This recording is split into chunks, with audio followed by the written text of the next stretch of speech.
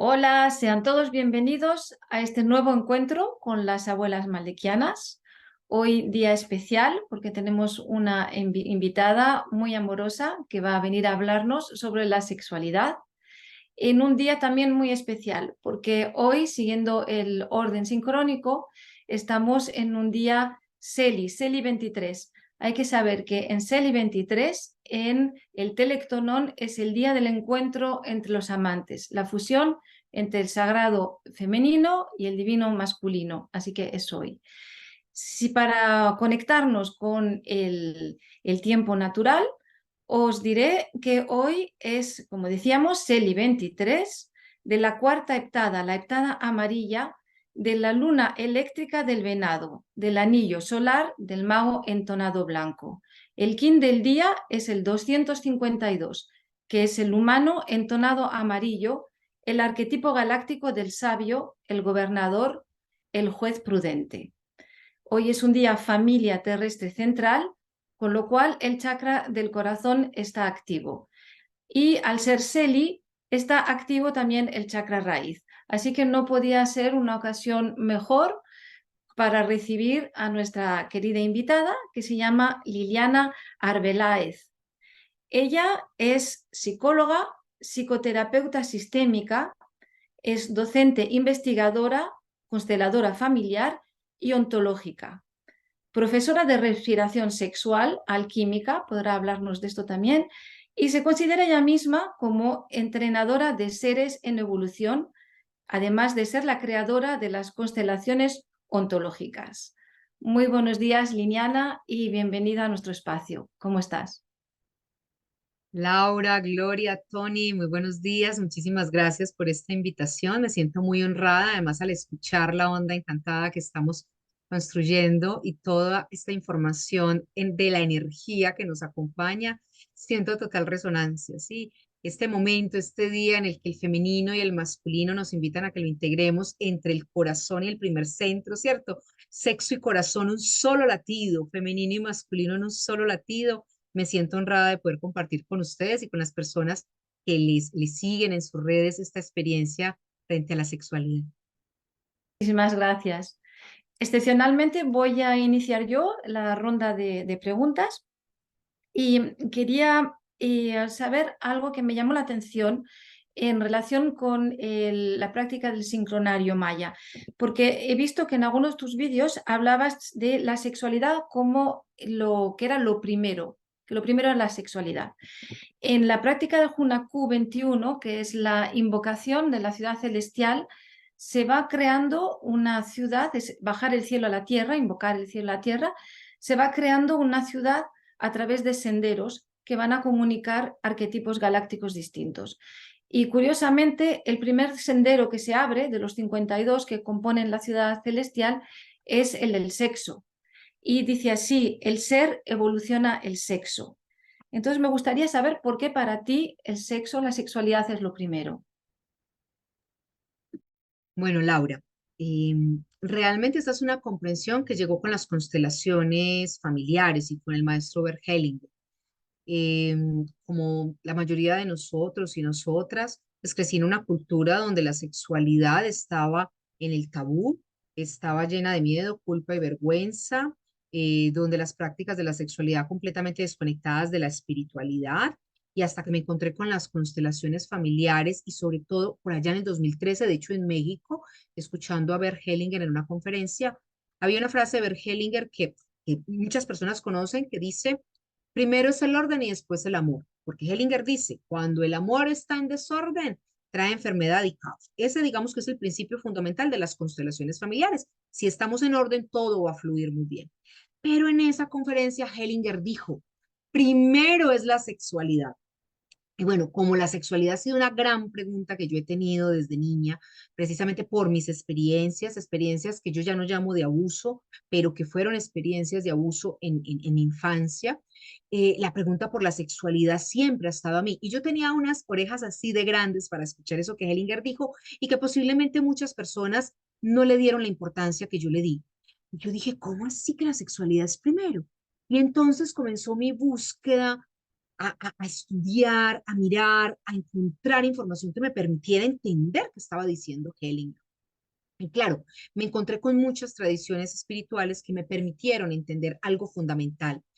Todos y todas estamos aquí gracias al encuentro sexual de papá y mamá. Y esa es una imagen que nos cuesta ver porque como la sexualidad nos la han satanizado, la sexualidad nos la han excluido, se nos olvida que realmente no importa cómo haya sido la historia de papá y mamá, no importa cuánto romanticismo hubo, no importa realmente cómo fue siquiera ese encuentro. Lo importante es que la energía sexual generó los mecanismos de atracción para que papá y mamá se encontraran ese día, en el que ese óvulo y ese espermatozoide se encontraron. Estamos hablando de microcosmos, y en ese microcosmos esa energía sexual permitió ese encuentro como haya sido y dio la posibilidad de que nosotros encarnáramos en este plano. Y por eso, antes inclusive de papá y mamá, está esa energía. Entonces, no hablamos de tu sexualidad y mi sexualidad, hablamos de la energía sexual como un arquetipo, como tú lo nombras también en esa apertura de los caminos, como un arquetipo que atraviesa toda la humanidad más allá de su cultura, de la época en la que hayamos nacido, porque todos los seres humanos estamos aquí gracias al encuentro sexual de papá y mamá. Hay personas que me han dicho, Laura, Lili, pero ¿qué pasa con las mujeres que tuvieron una opción diferente y, por ejemplo, hicieron una inseminación in vitro o hay bebés probeta, ¿cierto? Entonces ahí yo los llevo al microcosmos y les digo, sí, pero fue necesario el encuentro de dos células diferentes, porque ahí también estamos hablando de un intercambio sexual. Sexualidad es conexión e intercambio de información. Y cuando esas dos células se unen, que además hay un principio fundamental, tienen que ser diferentes. Dos óvulos, por más bellos y por más información que tengamos, no generan vida. Se necesita de un óvulo y de un espermatozoide para que esas dos informaciones se unan en esa fuerza de atracción sexual y creen la vida. Por eso la sexualidad es primero para Hellinger, para muchas tradiciones que han reconocido esa fuerza creativa de la sexualidad y también para Liliana Arbeláez, tanto para las constelaciones familiares como las ontológicas de las que hablaremos luego. Gracias, muy interesante. Y quisiera hacer en relación a lo que acabas de decir, ponerlo en relación con lo que nos dijo el último invitado que tuvimos, que decía que para atraer a esta dimensión seres de luz, tenía que haber un contacto sexual con amor y que si no, no era posible. Y que si había una fecundación que no era por vía vaginal normal, ese espermatozoide no había tenido la posibilidad de luchar contra los demás, contra el medio un poco adverso, ¿no? Para encontrarse y fecundar. ¿Cuál es tu posición con respecto a esto? Bueno, qué bueno que lo traes, porque yo soy muy respetuosa de las personas que tienen ese camino como una posibilidad de paternar y de maternar, ¿cierto? Porque soy, digamos, no distribuyo moral, no digo que es bueno y que es malo, sencillamente hay unas leyes cósmicas que si las desconocemos, pues vamos a ver sus consecuencias, básicamente es eso.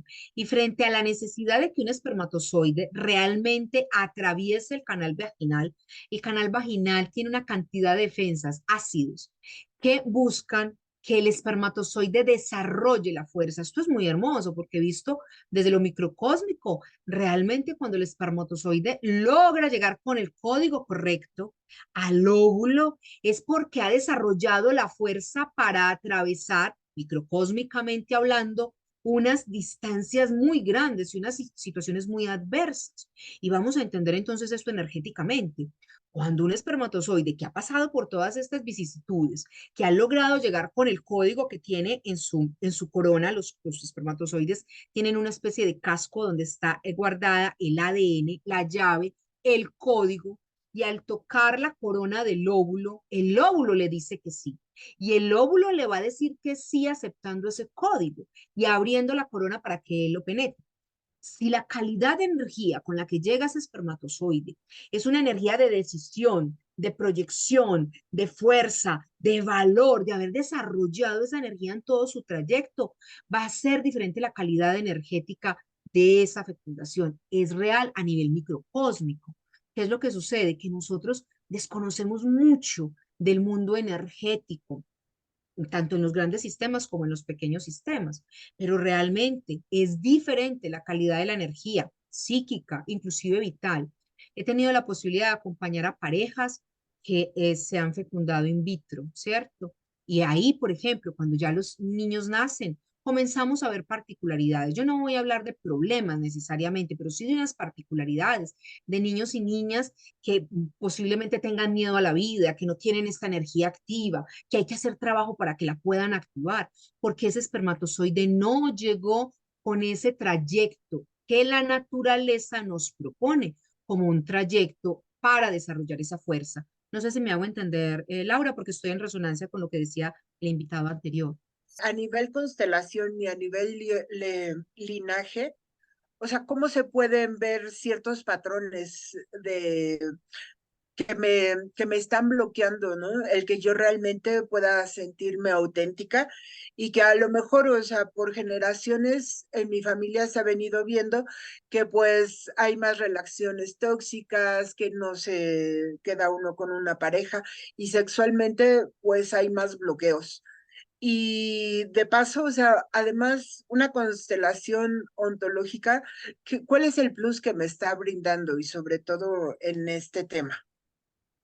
Bueno, este tema del campo electromagnético que ha sido muy estudiado por Rupert Sheldrake, que es el que más nos habla de estos campos morfogénicos, morfogenéticos, electromagnéticos, son muy importantes para las constelaciones por una razón.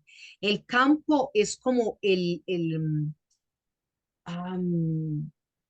mapa, como el plano que va a tener nuestra estructura física y nuestra estructura psíquica, ¿cierto? Cuando tú tienes el plano de un edificio y dices, este edificio va a ser de esta manera, ese edificio necesita unos puntos de fortaleza para poderse sostener, ¿cierto? Entonces entendemos desde la arquitectura, unas vigas, unas columnas, eso va a ser importante, un arquitecto lo sabe. En el tema de los campos electromagnéticos, nuestros campos pueden tener fortalezas y debilidades también dependiendo de ese encuentro sexual entre papá y mamá. ¿Cómo fue? Aquí la sexualidad va a ser clave. ¿Cómo fue el encuentro sexual entre papá y mamá? ¿Estaban conscientes? Ahorita lo decía Laura. Entre más conciencia haya entre un padre y una madre, definitivamente ese hijo va a tener más estructura, más posibilidades biológicas y psicológicas para estar en el mundo y ser auténtico. Pero si estamos hablando de encuentros sexuales en medio de las drogas, en medio del alcoholismo, en medio del maltrato, en medio de la inconsciencia, realmente toda esa perturbación energética también se va a ver en ese plano o estructura física y psíquica que vamos a tener.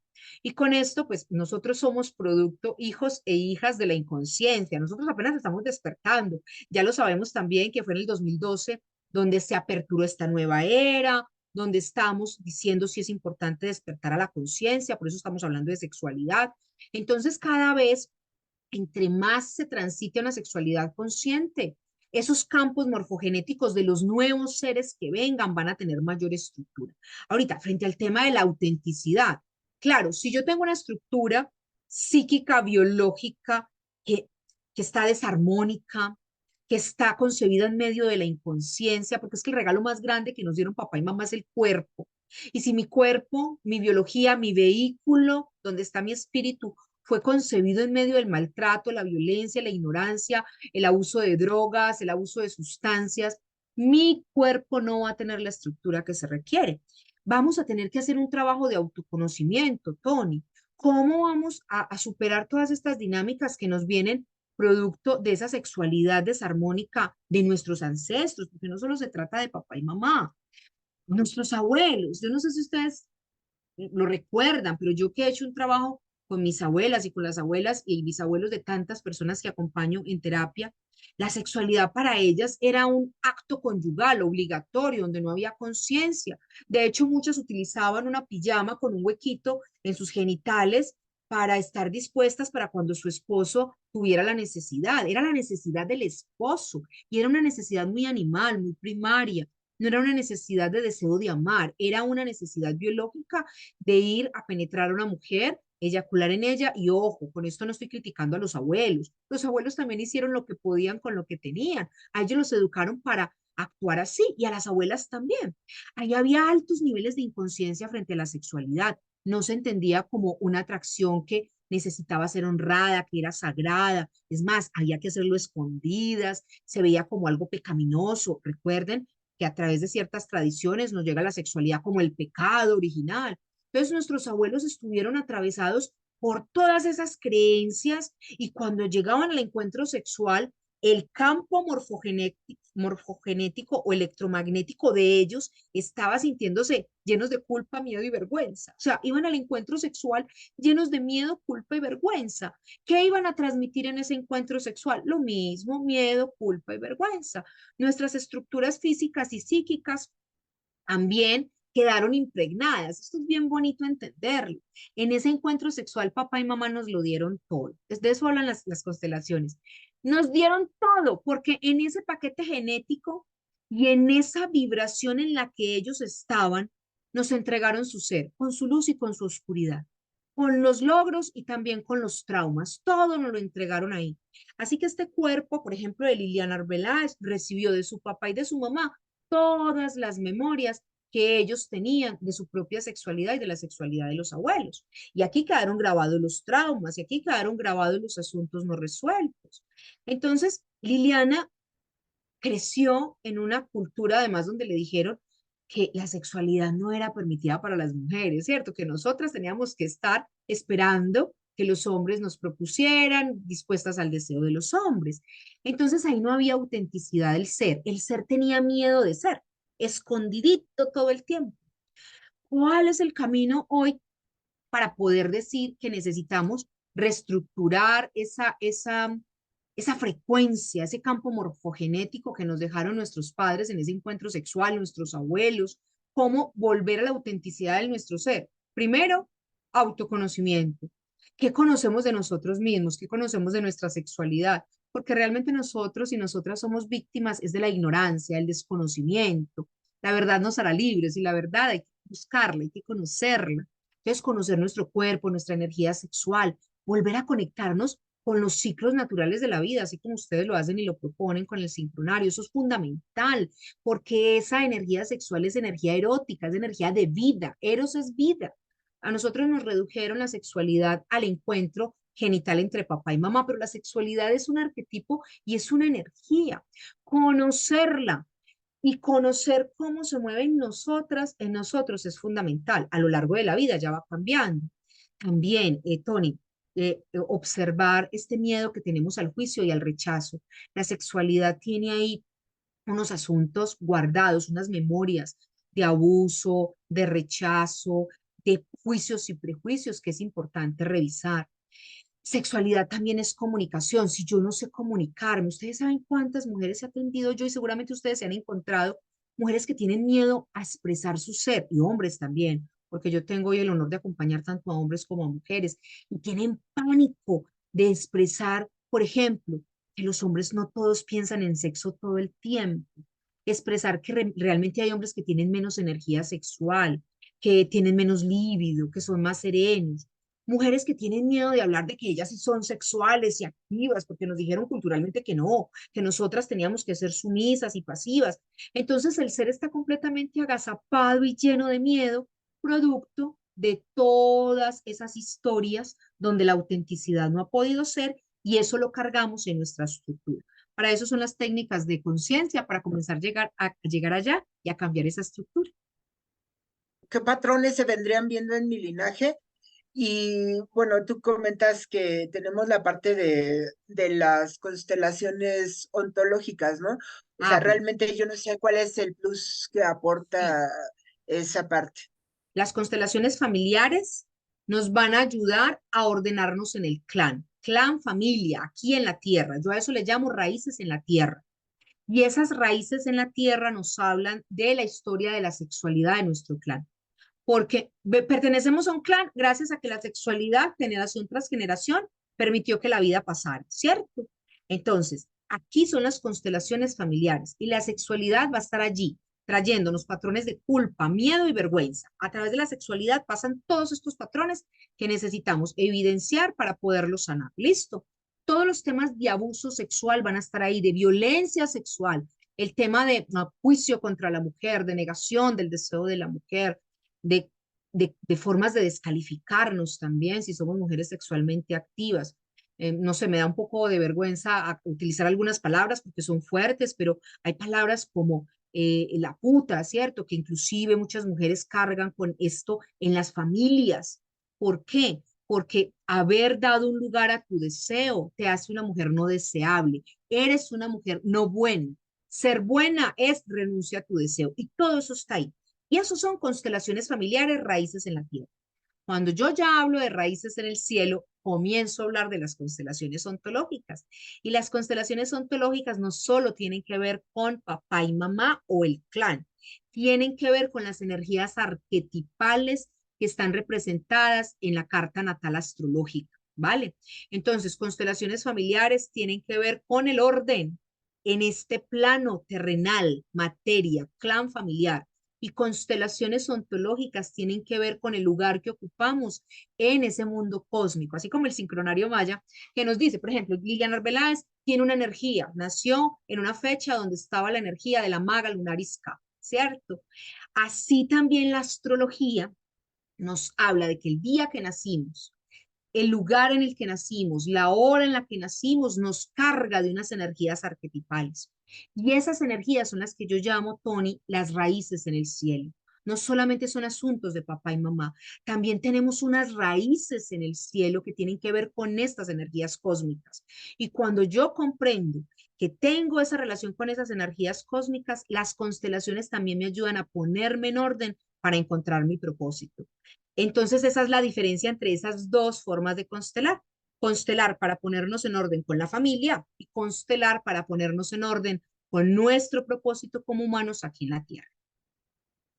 Sexualidad es conexión e intercambio de información, ¿no? Y tiene mucho que ver ahorita con lo que acabas de explicar, ¿no? La diferencia entre nuestras raíces terrenales y nuestras raíces del cosmos. En un video tú mencionaste el término de energía Cronos y Kairos.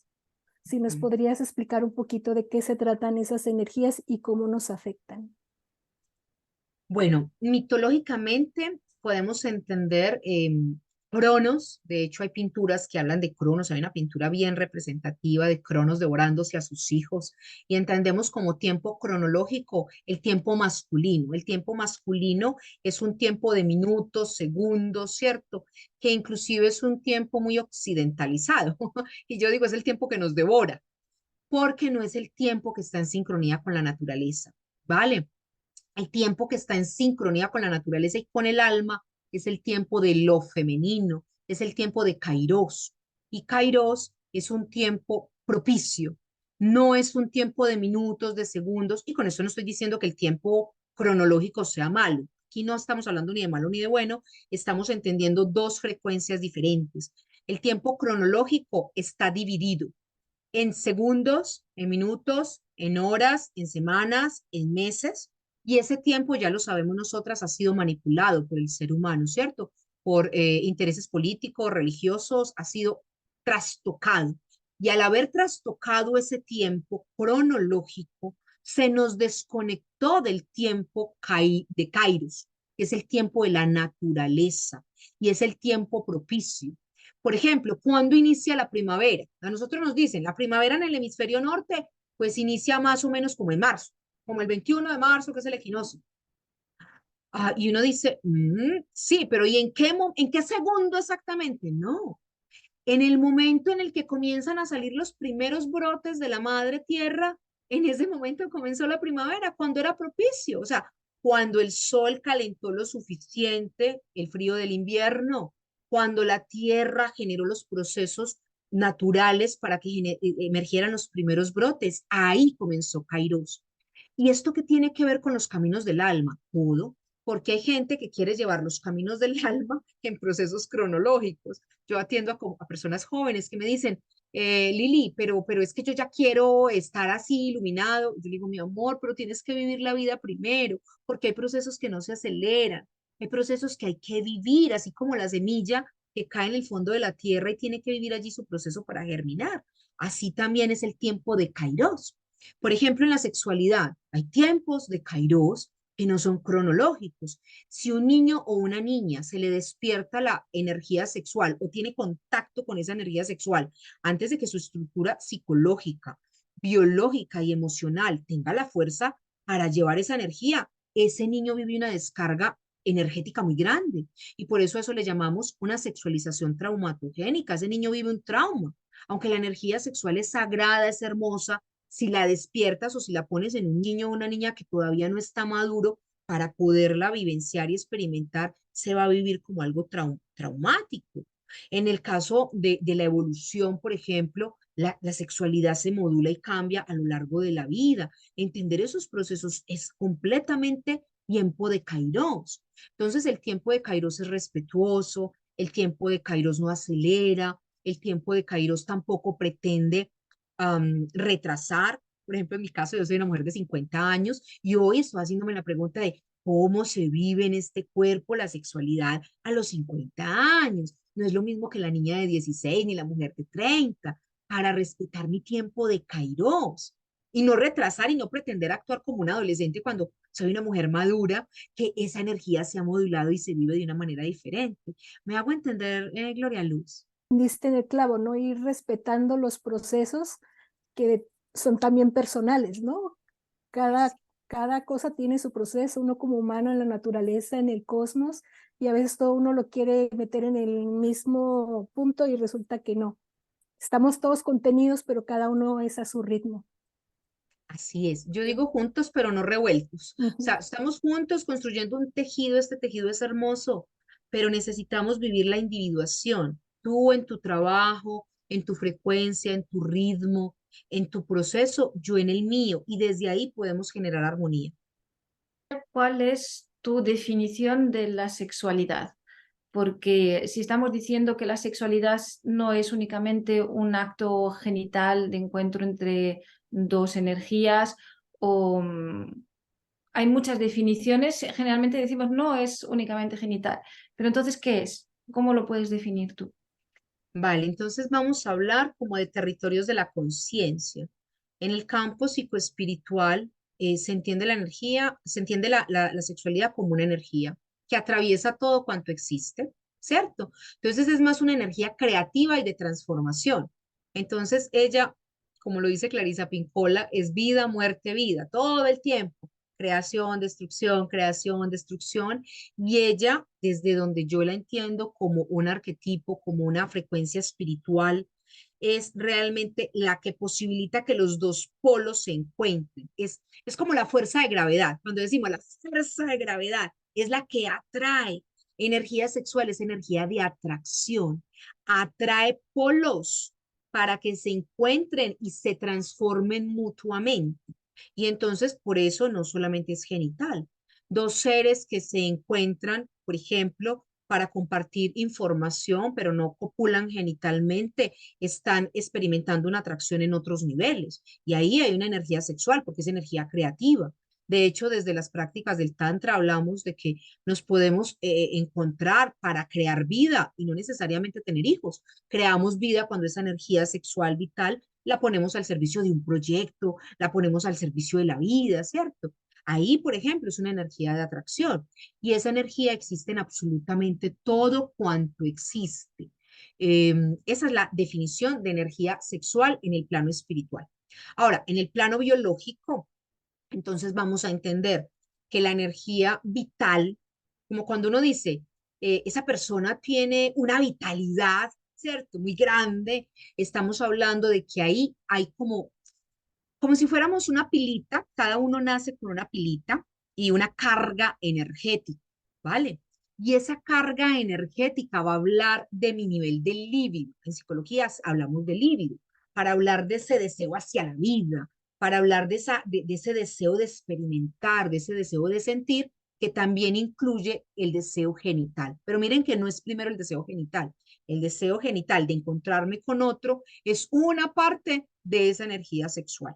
¿Sí? Entonces hay personas que vienen a mi consulta, por ejemplo, que me dicen, Liliana, yo estoy ansiosa y se ponen etiquetas que además son bien peligrosas porque se las creen y luego no salen de ahí. Y yo, o deprimida, y yo le digo, o deprimido, ven, miremos cómo está tu energía vital. tú te alimentas bien, tú respiras bien, tú haces movimiento consciente. ¿Y cómo está tu sexualidad? Y cuando toco ese punto, ¡boom! Ahí comenzamos a darnos cuenta que hay una mala gestión de la sexualidad, que no saben nada de la sexualidad, que en la sexualidad están generando toxicidad. Entonces la sexualidad, en vez de ser un potenciador de la vida, comienza a generar destrucción. Recuerden que ella es creadora y destructora. Entonces comienza a generar unos puntos de fuga tremendos donde la sexualidad, en vez de ser potencializadora, comienza a generar eso que llamamos depresión o eso que llamamos ansiedad. Entonces también tiene que ver con tu energía vital en este plano, tu energía vital creativa y tu energía espiritual. Cuando escuchamos que decimos, es que esa persona tiene un espíritu tan alegre, estamos hablando de esa energía. Cuando decimos, es que esa persona cuando habla llena la habitación en donde estamos, es que estamos hablando de esa energía, ¿vale? En esos diferentes planos. ¿Me hago entender, Laura? Sí, sí, perfectamente. Y entonces se podría tener esa energía sexual sin tener encuentros sexuales para nada. Claro, porque la energía sexual está ahí. La energía sexual está en tu pasión por la vida. La energía sexual está en tu deseo. Miren, yo tengo un seminario muy bello que se llama Erotismo Espiritual. Y entonces quienes por primera vez lo vieron dijeron, ¿de qué va a hablar Liliana? Es erotismo espiritual.